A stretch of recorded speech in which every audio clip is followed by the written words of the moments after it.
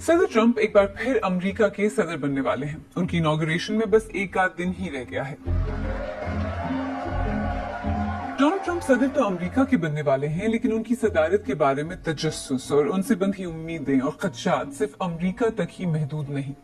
پاکستان میں اس بارے میں بحث ہو رہی ہے کہ کیا ٹرمپ سابق وزیر اعظم عمران خان کی رہائی کی بات کریں گے یا خود کو اس سب سے دور ہی رکھیں گے۔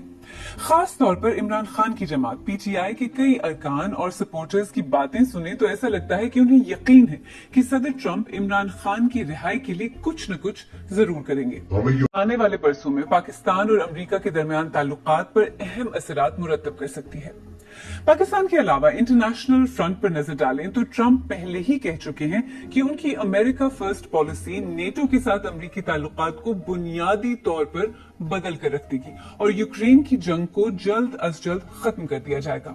پھر صدر ٹرمپ دوسری بار اپنا عہدہ سنبھالنے سے پہلے ہی گرین لینڈ کو خریدنے، کینیڈا کو ایک امریکی ریاست بنانے اور پیناما کنال پر کنٹرول حاصل کرنے کی باتیں کر چکے ہیں۔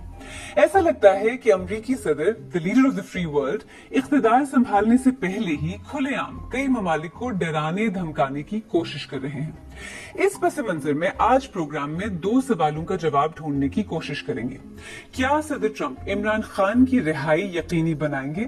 اور پہلے سے زیادہ مضبوط ٹرمپ اپنی دوسری ٹرم میں کیا دنیا کو اپنی مرضی سے چلا پائیں گے؟